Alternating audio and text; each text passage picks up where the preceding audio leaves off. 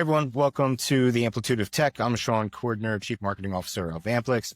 Thanks for joining us for another episode. Today we had Andrew Griffiths from Outsource Consultants. We talked about all things BPO, when to use them, when not to use them, and how AI is changing the landscape of the contact center. Interesting conversation from a point of view and perspective that I haven't really had the opportunity to hear from in the past, so this was a good one. Hope you enjoyed too.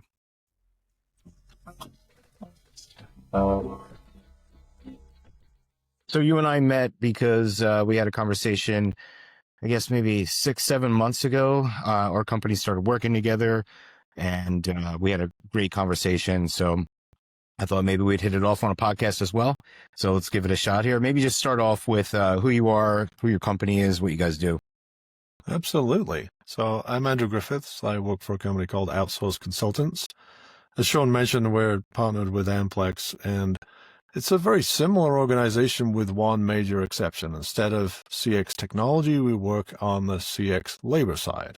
So we are predominantly a BPO advisory firm, that being, in my opinion, one of the two major mainstays. There's the technology piece and there's the labor piece, and the partnership our organizations have is the acknowledgement of you need both of those pieces in today's market. Sure, we'll talk more about that, but that's basically what we do.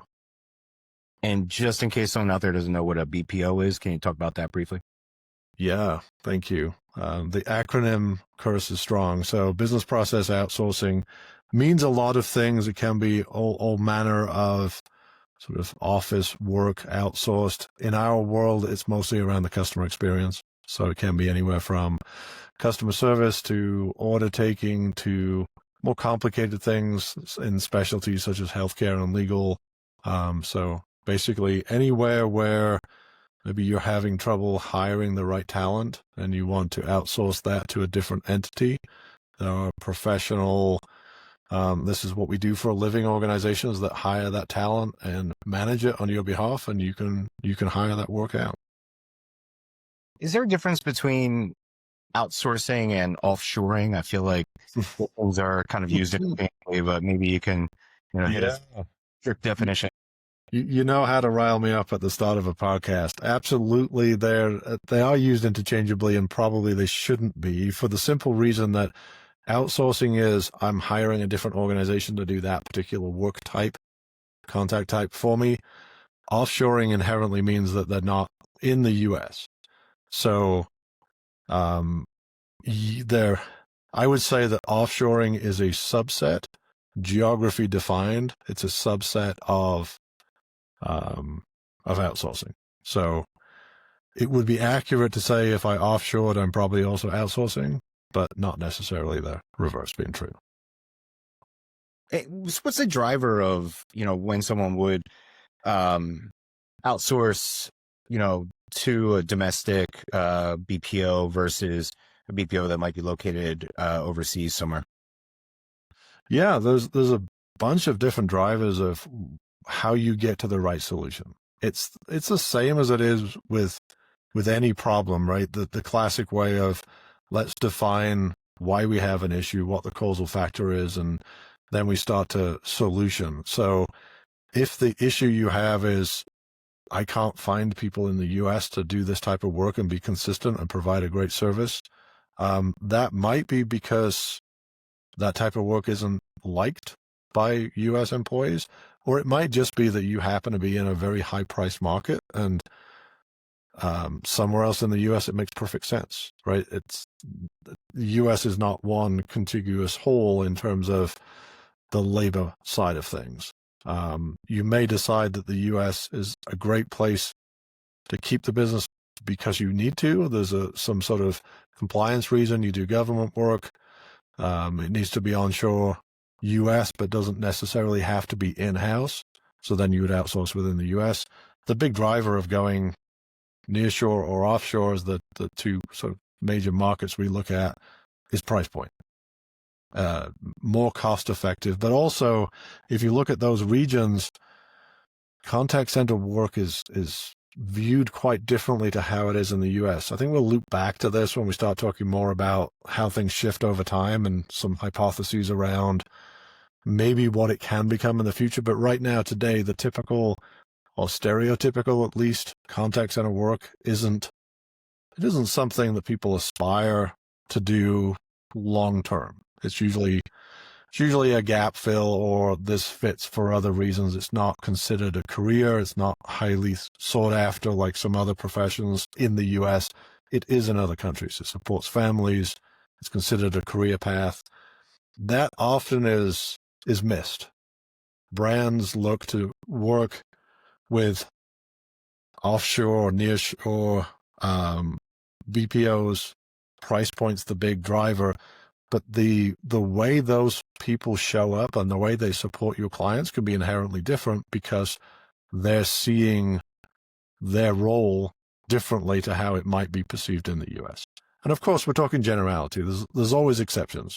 There's some fantastic US employees that are really excited about doing contact center work, but on the whole, as a nation, there's a difference there, which shows up meaningfully in how customers are supported. No matter how hard I try, I can't seem to get 5 minutes into a podcast without talking about AI. So I'm just gonna feel and get into it here. But give into it; it's gonna happen. I one of the benefits of having AI in the contact center that we talk about a lot is the ability to deflect these kind of transactional calls or calls that are repetitive. Those are the things that I think often make it mind-numbing work in a contact center. It can also oftentimes take out some of the emotion in an interaction, and that improves quality. So I think what you're seeing is some movement in domestic-based contact centers leveraging AI to make that a kind of higher quality, more desirable type of job. How's that impacting the BPO world right now? We're at very early stages of seeing that, I believe. The ideal future state scenario is humans doing meaningful work that help other humans, and the machines taking care of the mind-numbing stuff. That would be the perfect ideal, and we're absolutely working toward that.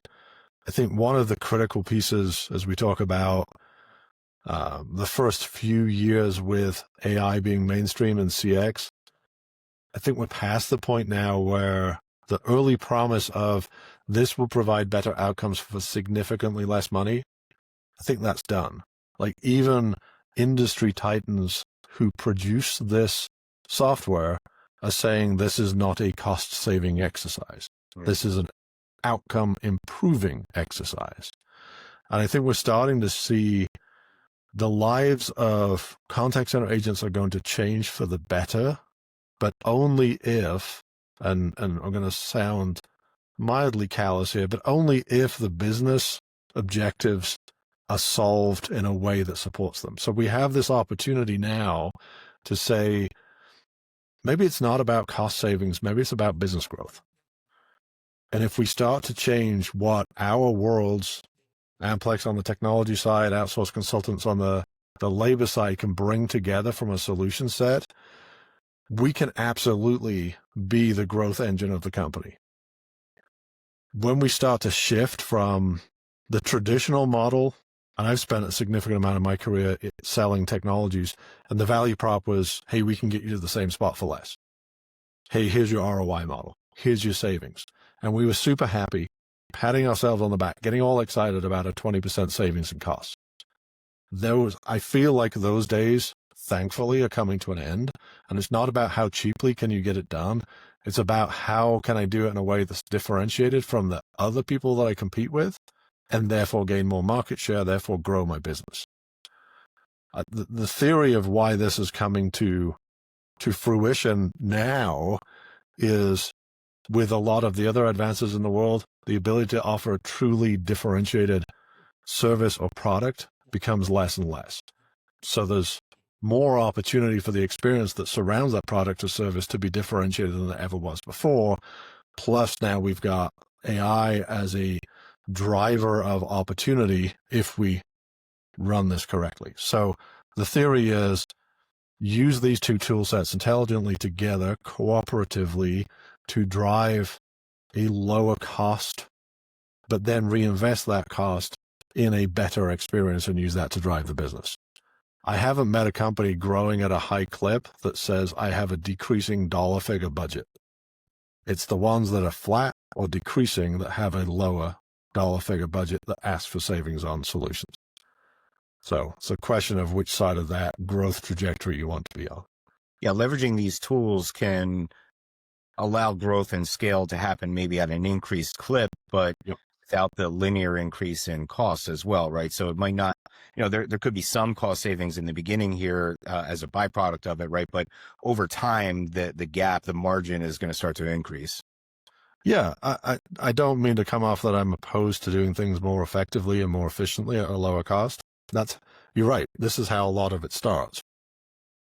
The budget creation model that our organizations work with in its most simple form, and most people have their own version of this, but the most simple form is we'll come in, we'll do a labor optimization that unlocks a budget. They can then take that budget and say, I want to make strategic AI investments in my CX, and I've already got the money to do it. Because we optimize the labor through the multiple ways that we can do it with outsourced consultants, I can now have a budget to go spend it risk-free with Amplix to deploy technology. I don't have to prove out my use case. I don't have to have case studies that don't really apply because they apply to somebody else's business, not to ours. I can do it risk-free.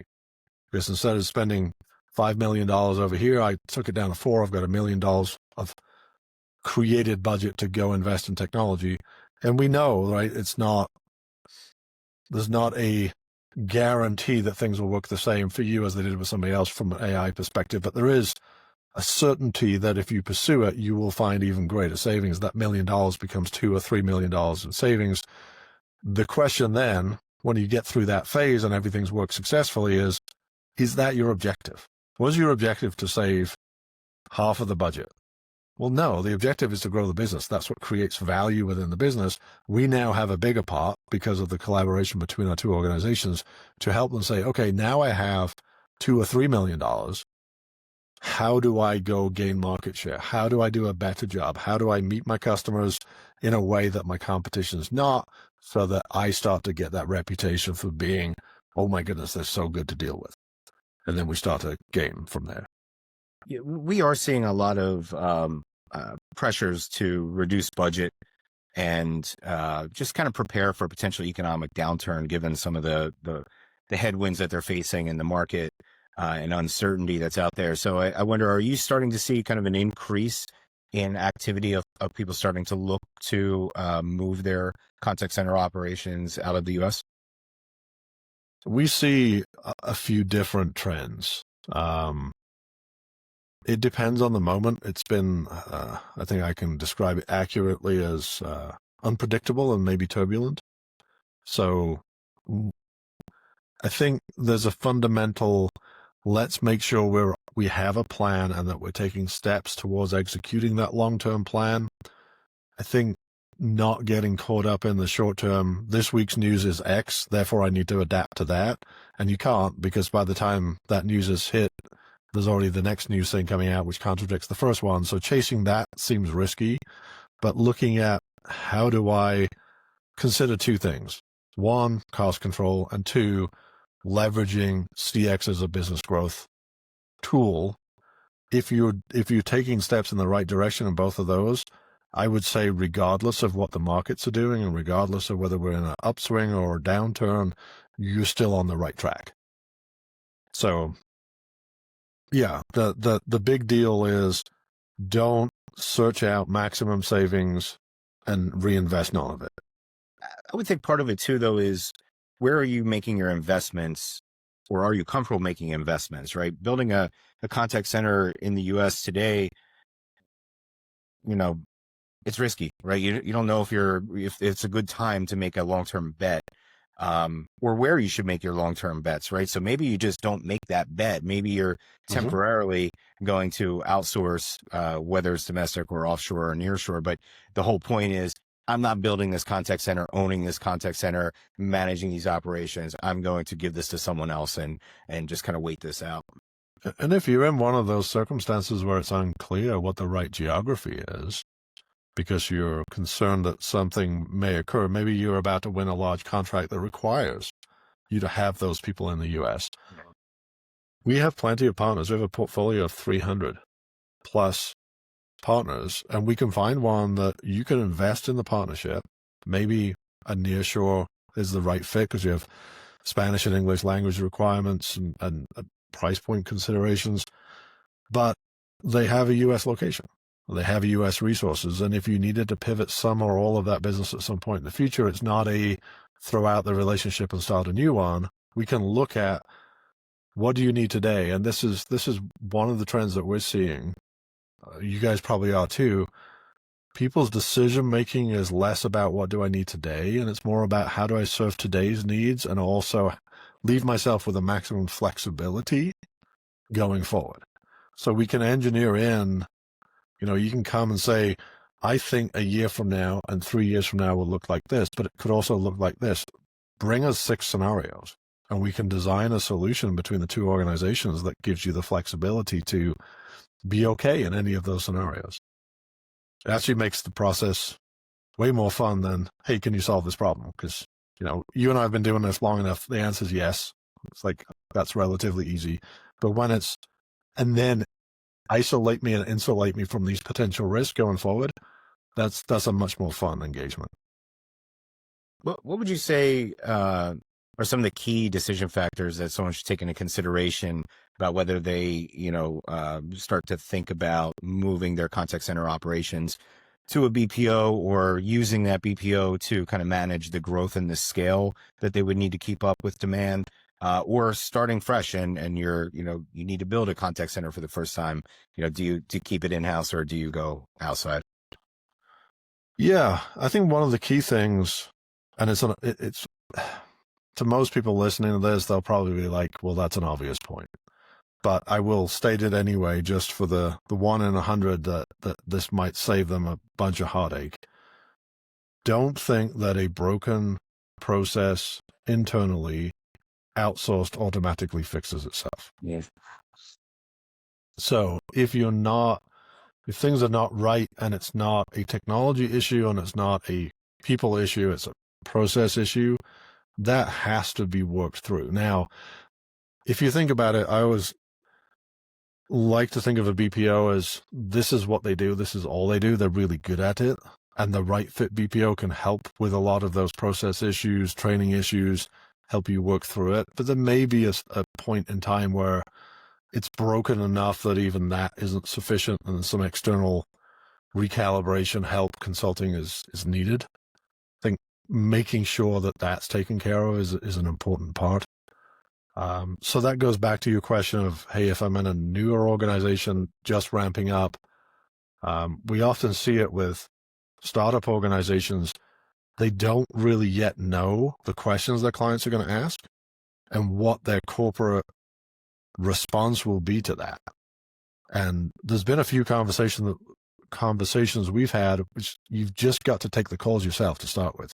If you're super new and super small, developing how you want your clients treated is a back and forth iterative process that's going to be really slow if you're not doing it yourself. So there are times where outsourcing is not the answer. There are few and far between, but sometimes there's a life cycle of, okay, 6 months of you doing this, by that point you're going to know, and then that would be the right time. How do you know if the problem is a broken process, and why is the answer AI? Well, why don't you answer that one since you already know the answer to it?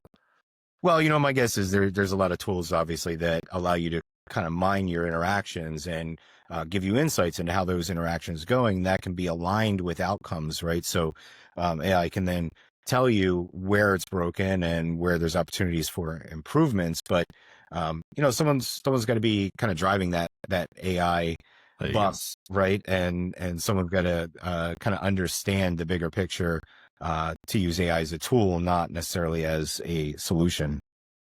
I think you're right. I think various forms of analytics are super helpful combined with the experience. So in our organization, we have a team of folks that have been in these seats of working with BPOs, outsourcing business, and working at the brand.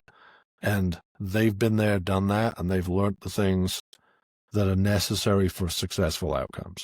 And sometimes they're super subtle, sometimes they're really obvious, but knowing those, knowing what to watch for, knowing what the data is telling you, because we don't lack for data in today's world. And we're starting not to lack interpretation of data, but sometimes context is still hard because one person's good is not the same as the next organization's good. Like average handle time.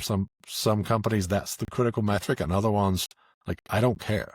I don't care how long it takes. I just need it to get to this outcome because the cost of the call is irrelevant compared to the value of the outcome being what I need it to be. So I think you're right. I think it's a combination of various forms of data collection and data analysis, with AI probably being a part of that these days, and experience and human interaction. I mean, that's the human side is going to feature through all of this, right? It's the combination of the two is where the magic happens. Figuring out how to solve your problem or running a successful operation, it applies equally in both cases. Yeah, there's an art and a science to everything, I believe. I think that the original conversation that you and I had, what we really kind of nerded out on was we talked a little bit about the alignment of developing a customer experience journey with what I do in a user experience journey for a website, and kind of how do you architect an interesting journey, right? And so if I think about user experience on a website, what we're doing is we're pulling a lot of data, right? All the analytics of who's visiting what site, what pages are pulling traffic, where are people going on that page, how long do they, linger in any one particular spot, when do they bounce, when do they not bounce? We take all this data and that starts to paint a picture, but you really need the artist to then tell you how to transfer that into a better journey for the user so that they can get from point A to point B, and also to make sure that you can get them where you want them to go. It's not always about just where they're trying to go. You have a goal of them coming to your website, and so you want them to accomplish something. They want to accomplish something. How do those two things come together? And I do feel like building a customer experience journey is a similar kind of exercise, right? It's an exercise of understanding data, understanding goals, how that aligns with the business goals. How do you create, the fastest, shortest, most effective route? Or maybe it's not always the fastest, shortest, most effective route, right? Sometimes you want them to take a little bit of a detour. When can you get away with doing this? So I guess what I'm saying is, there's a lot of commonality between these two things. And I think AI gives you a lot of that data to work with, but it doesn't necessarily help you then translate that into the map. So with all that rambling that I just did, what are your thoughts on user experience, or I'm sorry, customer experience journey building, and how can you leverage AI in that process? Yeah, I do think there's a temptation to become analytical in terms of what's the most efficient. So I'm always skeptical of efficiency without effectiveness. So like your journey, as you were mentioning from the user experience, it's not always the fastest that's the best. Maybe having more time, maybe having some intrigue, some entertainment value, some time with a brand so you start to build a connection. Maybe that's more valuable than just, hey, I came for a specific answer and I need it. It's context dependent. If I'm in a medical situation and I need an answer as to whether I need to go to the ER or not, probably taking me on an intrigue journey would not go particularly well. I would not thank you for that. Right. However, if I'm looking to buy a high-end product and it's a long decision-making cycle and I need to feel like this brand aligns with my personal values and that the people that buy this brand are similar to me, there's a longer journey there that's more nuanced. So I think you've got to look at what are you trying to get done? And this kind of leads to this theory of fully automated experiences or fully automated customer experience. I think has its place. We've had it for a long time. AI gives us some other deeper options, and let's be clear that this has been building. Of the decades I've been in this industry, automation has always been a thing. It's just getting more sophisticated, so more of that bottom level of interaction can be automated. But there's a time where I need an interaction that's with another human, and there's value to that. It's interesting. I'm not a fan of demographic-based stereotypes. They tend to bother me. But I also, at the same time, need to keep an eye on what are the newer generations gravitating toward. Because it does shift and alter things, and there is a sort of crowd level mind swing that could potentially affect the industry. My teenage kids are, well, if that happens, I just need to talk to somebody. It's like, well, that's super interesting, considering that you're plugged into 3 different screens at any one time. That's your go-to. So I'm absolutely convinced that the future of a person talking to a person is going to be stronger than it is now, because there's value associated with that, and that's still considered the premium way of solving complicated, emotionally driven decisions. If I need to know where my package is, no, I don't need to speak to somebody. I just need to know where my package is because I kind of need it. But understanding by further automation, I free up the resources to do a better job of those other interactions. I think that's where the growth's going to come. The ideal scenario is we solve the U.S. labor problem because these jobs become interesting.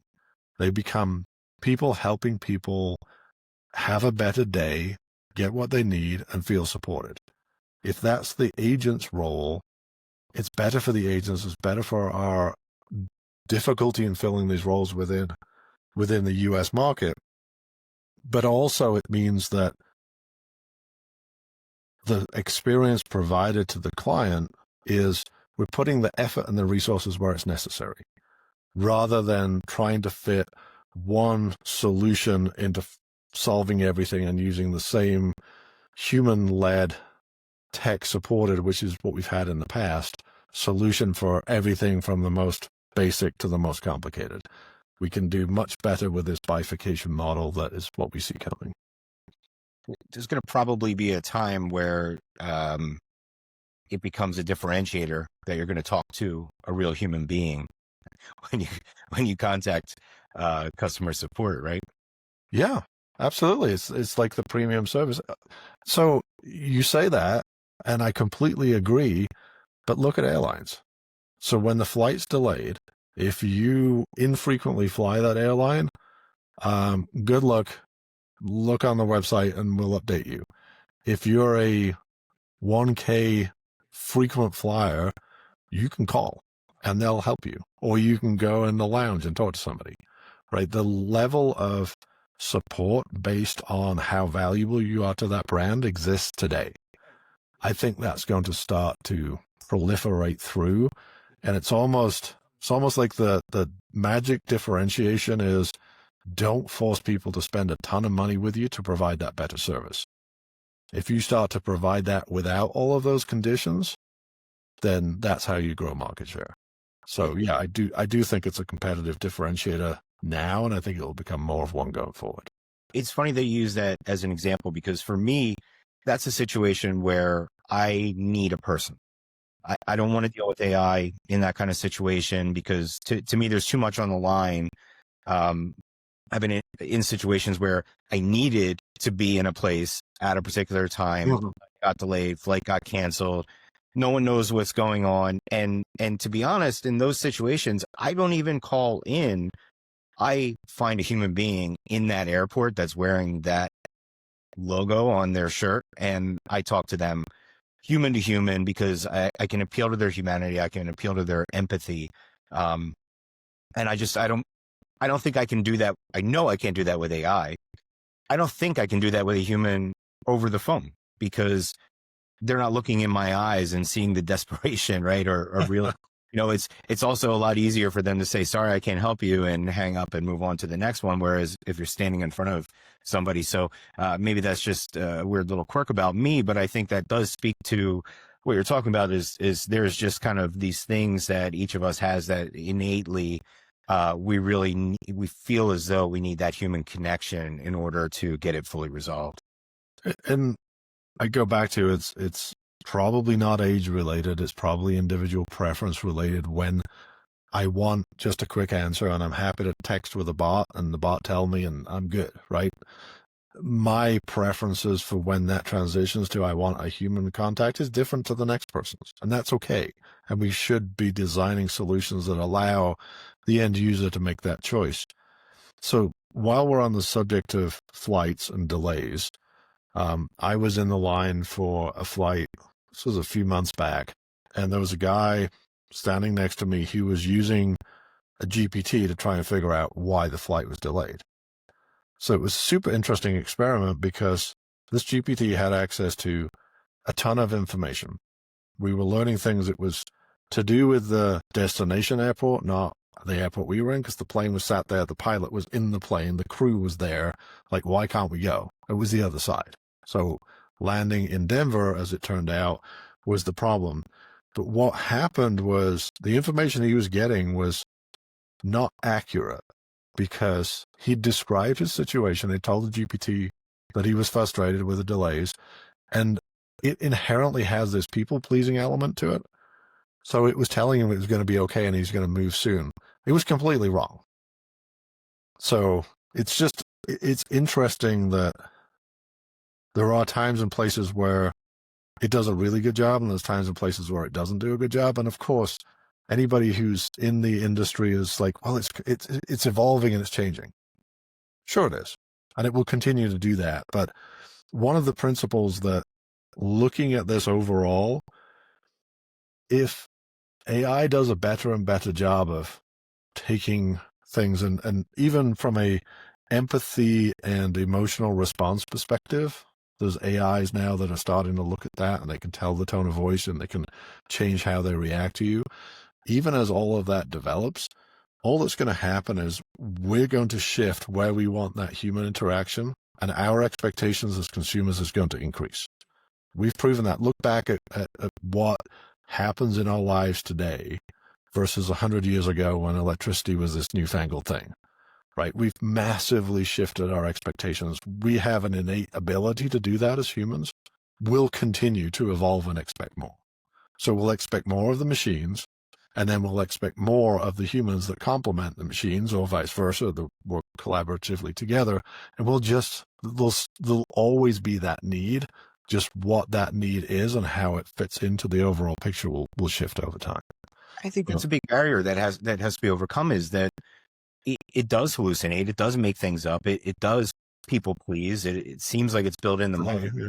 If you looked at my ChatGPT, you would think I'm a perfect human being the way that it talks to me. That's a great question, Sean. I'm glad you asked. Yes, right. And I really appreciate all the support and the ego boost that I get from it. But it does make things up, and you don't know when it's making things up, right? And I think people don't understand inherently that it's different when they're dealing with an AI that is built for a company, purpose-built, trained on their data, versus something that is just, accessing the internet, because that's really the wild, wild west. But that doesn't mean that it's infallible. And so it's probably better.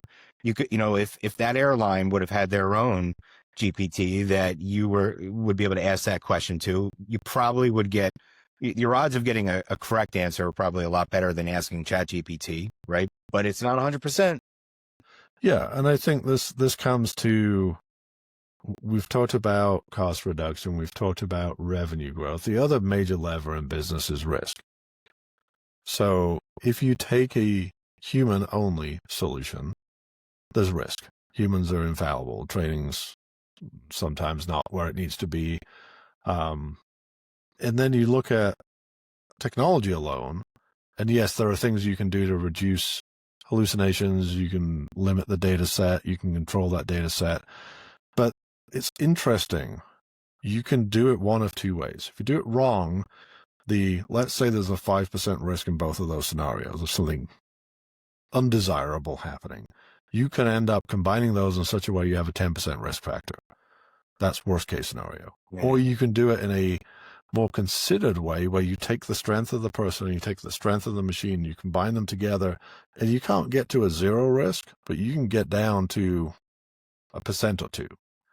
So it's the reason that the collaboration between our organizations is as exciting as it is putting these two pieces together can be a massive benefit. You can get above human performance and above machine performance by bringing those two together in an intelligent way. But if you do it wrong, you can get the worst of both worlds. So there's an important level of nuance. And back to the point we made earlier, it's not just a fixed, I got it right in 2025 and I'm good. Right next year is going to be different. Right next month might be different. So continually having the ability to evolve that and use the solutions that are available in the most effective way requires, in our case, two teams of people. I think what we're dancing around is the word trust, right? Humans to be able to trust in other humans and also in the tools that they're using on a day-to-day basis. And so I think there's going to be a curve of trust with AI, and we're probably too trusting of certain AI models right now and maybe not trusting enough of others. But I wanted to give you an example that I think can bring us back into, the BPO world, which is, I was just recently talking to the head of IT for one of the largest hospitality groups in the country. And they were talking about a solution that they deployed, and it was for localization of accents.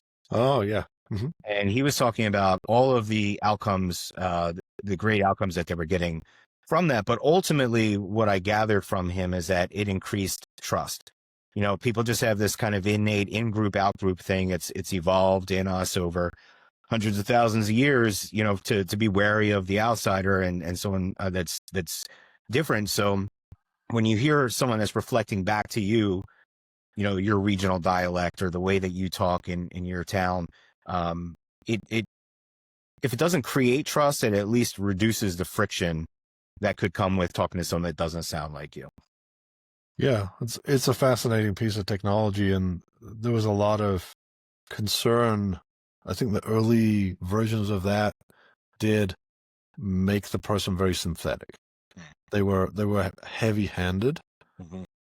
What I've observed with that technology, and of course, being in some of the markets we're in, it's a hot piece of technology for the reasons you stated. It's taking a lighter touch. Mm-hmm. So there's a point where you've got a completely synthetic voice that may as well be a bot.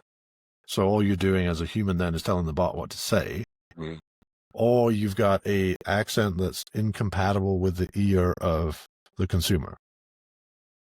Somewhere between those two extremes is the happy place where I know I'm dealing with a human. It's a obvious interaction. It's obviously human, but I'm not having to figure out what they're saying. I'm not having to ask them to repeat themselves and getting frustrated because the communication is not clear. That ability to combine in an effective way is another example of there's a sweet spot. And like a lot of things, been in this industry a long time, something new comes out, we get really excited about it, we deploy it at a level that's probably more than we should, and we go through this sort of pendulum effect where we swing way too far, and then over time the pendulum just reaches that happy place in the middle, and it slows to the point like, okay, this is the balance spot. But yeah, accent localization technology is I think hitting its stride right now. And that's interesting, and maybe that could lead us into a little bit more of the business conversation around this, but that seems to me like a technology that you could easily take a wait and see attitude, right? So you're saying that adoption is very high right now. So have we gotten past the wait and see attitude of implementing AI in the contact center, and are people, started to, full throatedly accept that it's time to move into this realm? I think I've done well to get to this point before I give you a depends answer. Okay. I think it depends on the person and it depends on the technology. So there are things from our observation, that technology we just talked about, accident localization, 100% QA, certain things are pretty much accepted by the majority. There's always going to be outliers. But you get into some of the sort of heavier automation and the fully agentic, I'm going to do everything and make all the decisions and not have any human interaction. There's not very many circumstances that that's happening. Probably smartly, right? I'm not advocating that it should be, but I think AI is such a broad term. Even AI within CX is applicable across so many things that it's a tough question to answer with a singular yes or no response, because it depends on what am I using the AI to do. Yeah, I wonder too, like, how do you build the business case for that? And how do you account for the risk of the different, levels of automation that you're suggesting being implemented? So just maybe kind of talk to me about what is the executive level conversation that you're having in when it comes to AI implementation, and maybe even just in a broader sense when it comes to outsourcing the contact center operations?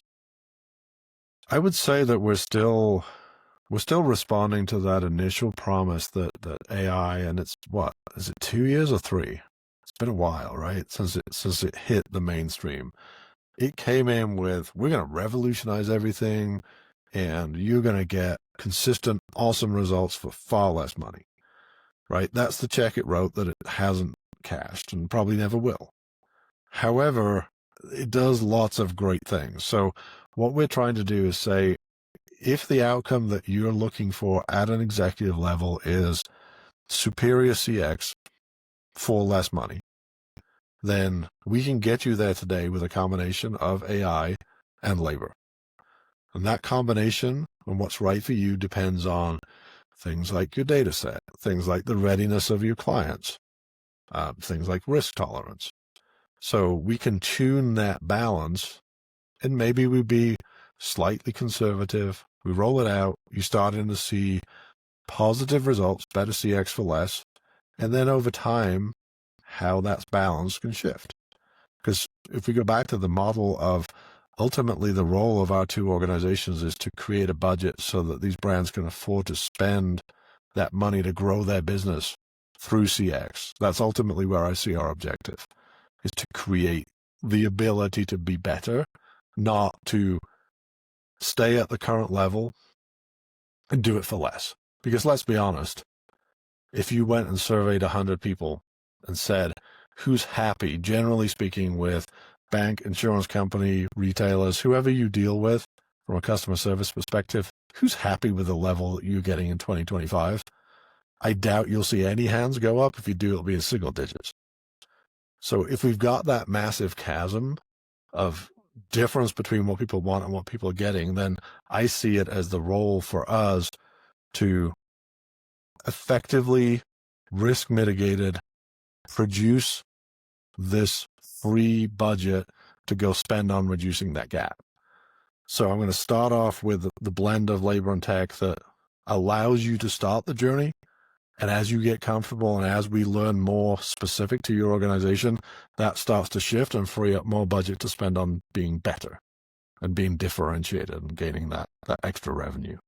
You said something, the conversation is, do you want to have better CX for less, right? I jotted that down.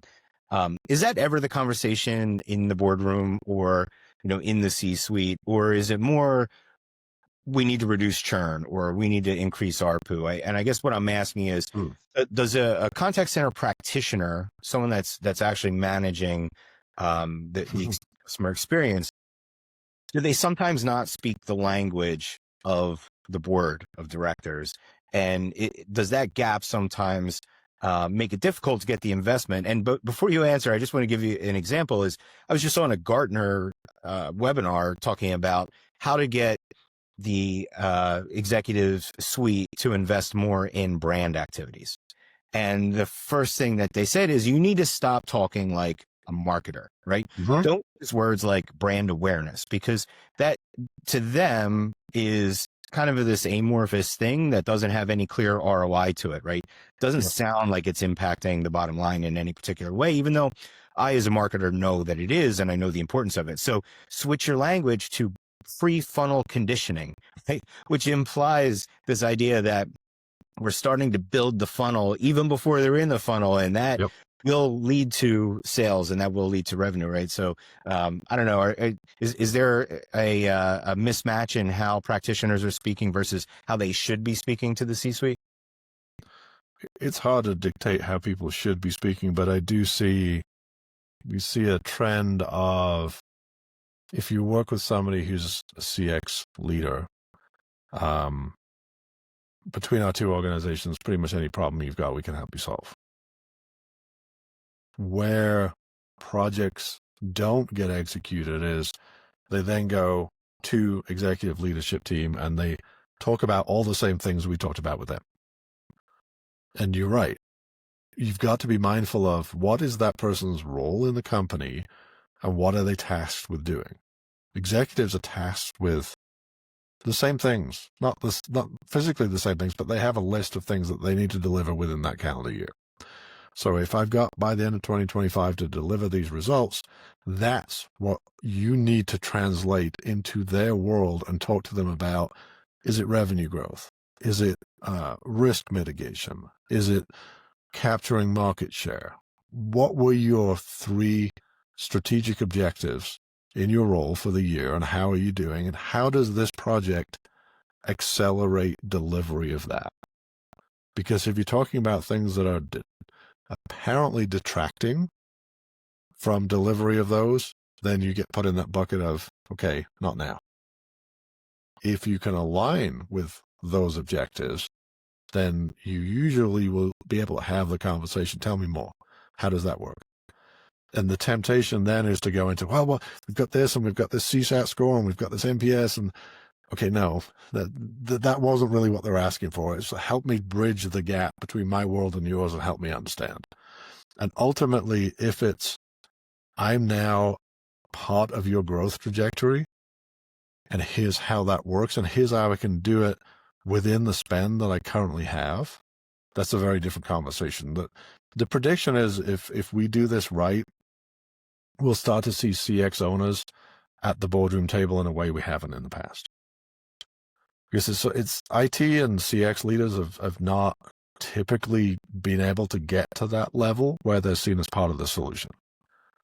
If stuff doesn't work, they're in trouble, right? And they need to support and they need to keep the lights on, or whatever term we use, but they've not had the strategic position to be able to say, this is how we're going to achieve the objective of growth. And I think that's, if we use the opportunity that AI is providing for us, this is our time to change that. What is the importance of alignment with other stakeholders in the organization when you're, talking about contact center initiatives? It's interesting. We've had some really good success with coming into organizations through non-typical methods. So we could be sat, at the random places we find ourselves with business travel, at a conference, talking to somebody. And I always love to ask the question of, hey, what's going on? What are you stuck on? What are you seeing? And usually, it's funny, usually a lot of what's stuck is not a lack of ideas, not a lack of solutions. It's something, risk or budget is stopping them moving forward with the thing they know they need to do. So we're able to say, if you didn't have that budget constraint, where would you be in a year versus where are you going to be now in your current trajectory? And when they map that out and understand, wait a minute, the CX decision maker might actually be my path to getting what I need done, because that budget creation model isn't exclusively, you don't have to keep that budget within the CX world. It might be something else. It might be marketing, right? Marketing is a growth lever. You know this better than I do. But if the marketing person isn't getting the budget they need because they haven't been able to convince the CFO that that's the right way to do things, maybe the conversation is, CX is such a heavy spend on labor A labor optimization there allows freeing up of budget, which allows at the very least a proof of concept, probably complete funding of that marketing initiative. And then you're able to demonstrate that growth. That's a different conversation to, hey, if you give me this money, I can return this. Well, you haven't proven that you can. I took money that was being spent somewhere else. We optimized that. We used it to prove this concept. It was wildly successful. And now we've got these results to prove it. Different position you're in. So we're actually seeing some cross-functional collaboration that maybe, I mean, the simplest example is somebody's with a BPO and they're doing fine, right? It's been a 20-year relationship. They're doing fine. It's okay. Nothing worth disrupting. But then the biggest thing holding the company up is that marketing budget. Everybody knows it, but they just can't get it unstuck. Maybe a change that we can help with on that BPO frees up the budget to get this marketing thing unstuck. All of a sudden, that BPO provider that's been doing an okay job at an okay price is the holder up of the growth of the company, and the project has different meaning to the future for that organization, and therefore different emphasis put on it. So I think looking at what you and I do, what our organizations do, and what that can mean if used intelligently within the overall forward motion of a company starts to get us into projects that wouldn't exist otherwise. It's not, I think one of the mistakes we make is thinking that we're the be all and end all, and the reason you're doing it is because you want better CX. It's not necessarily always the driver.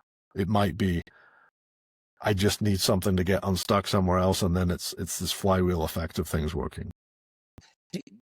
Is it safe to say that better CX is an easy outcome to achieve? I shouldn't say easy, but a reliable outcome that you can achieve by leveraging a BPO? The right one, yes. The wrong one, no. Is it because of their experience? Like, you know, they've built the processes, the training, because their people take it as a career as opposed to a job? Is it those factors? Yeah. I mean, if you look at, you know, a lot of mid-sized to larger companies, they're doing so many different things and they have a level of expertise. But even when we look at enterprise customers, sometimes the level of sophistication in the contact center world is not what it is if you have 5,000 seats of it and it's all you do, because you become obsessive about that. So it's a focus thing. And anytime you look at somebody, take elite athletes, they are that good at that because they've given up a bunch of other stuff. I think businesses and individuals, there's some similarities when you look at that. And there's very few businesses that are really good at everything. So what we see is a lot of them saying, you know what, this CX thing, it's harder than I thought it was going to be. I thought you just pick up the phone and you know, deal with people and it'd be fine. And it's harder than we thought, and it's not really core to who we are. We need it done well. We just don't want to do it. Can somebody else take this? And that means that our headspace from leadership, that means our focus can be on creating the best widget or the best whatever. So it's just it's the ability to find those that are passionate and highly involved in the art of customer experience, because I do think there's a science and an art to it. Wow. And letting those folks that are passionate about it do it on your behalf. We do it all the time in business. We don't try to be experts at everything. And very few examples of companies that have been successful with the strategy of we'll do it all and we'll do it all to the highest level. Sure. There are exceptions, but very few. Yeah. Yeah. I used to work for a CLEC, and the CEO used to say, we're a customer service company. It just so happens our industry is telecom. Yeah. So we had outstanding customer service. We always kept that in-house, and it's because that was the focus. That was the emphasis. Right. We were very, you know, client-centric, or customer-centric.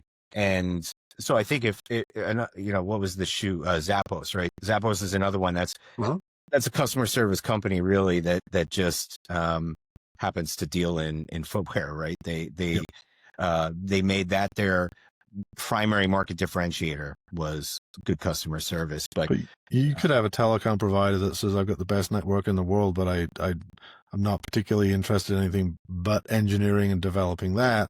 And I want somebody else to run the customer interactions because we're network guys. Exactly. Right? Same business, different mindset. Yeah. That same CEO used to say our tagline was "We suck less." That didn't have the same ring as the other one, but it was true. We did suck less. But I guess where I'm going with that is, your point is an excellent one. If that's not what you're built to do, then why try to be the best at doing it? It's just an uphill battle. It's going to be costly. There's going to be a lot of risk. There's going to be a lot of failures along the way. It's going to be costly to get there.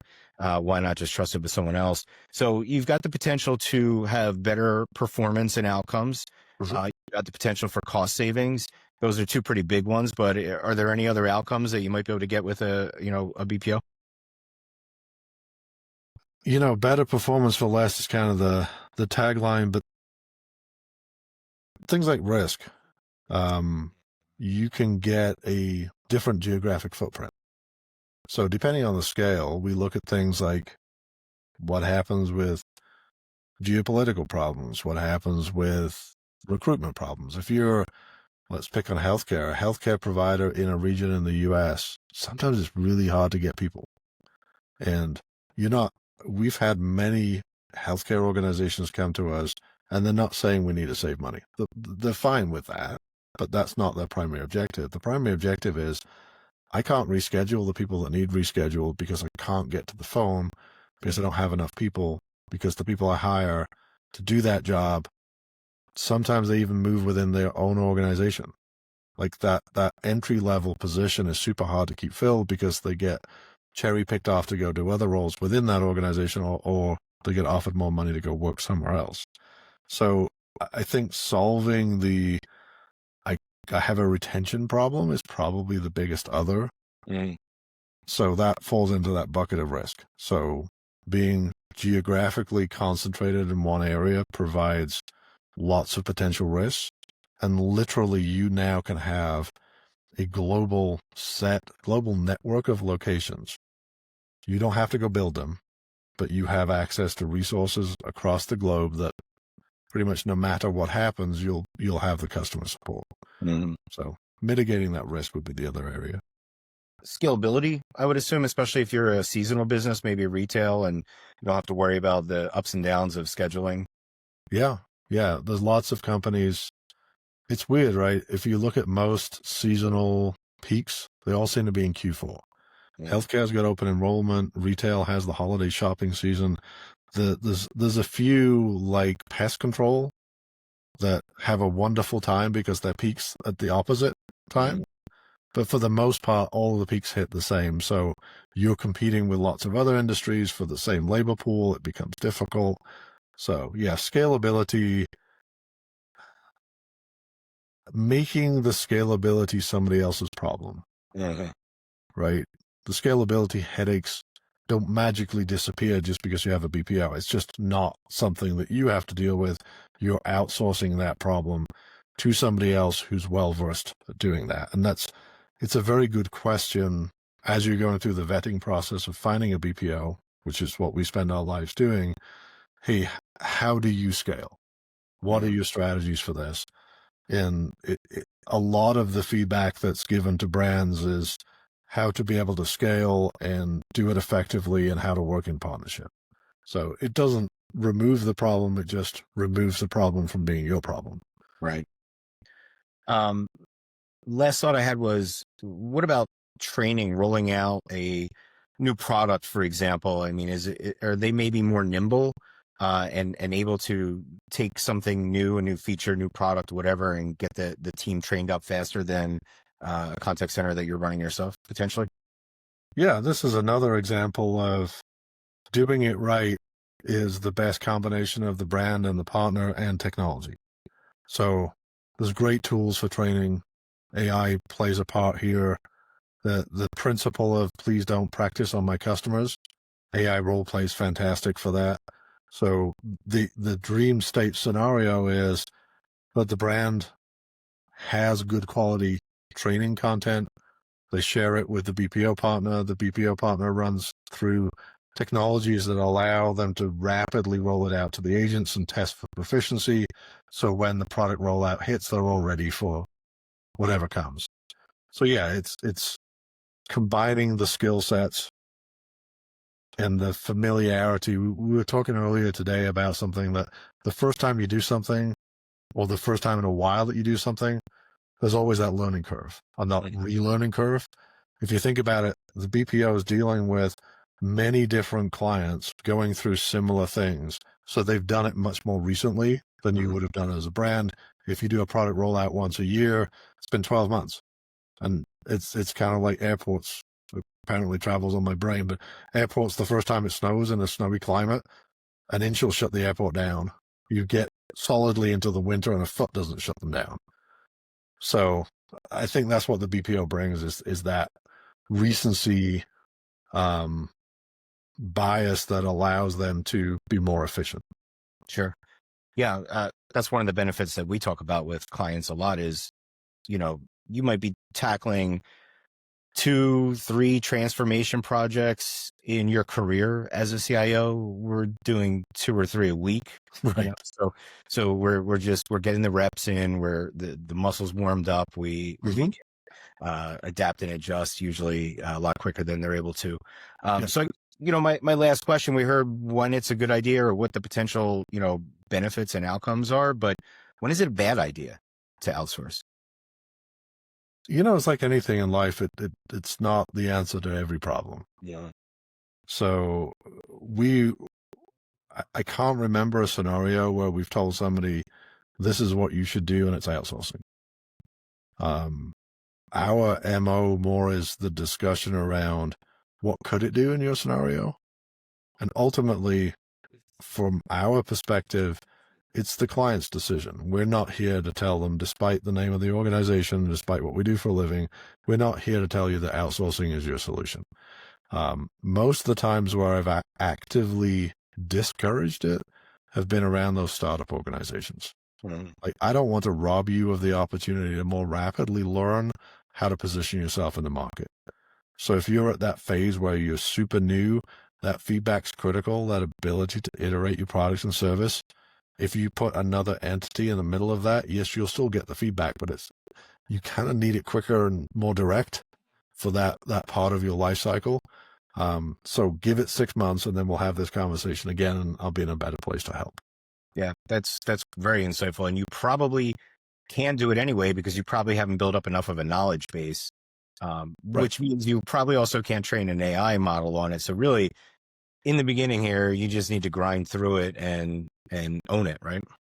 Yep, for a period, for sure.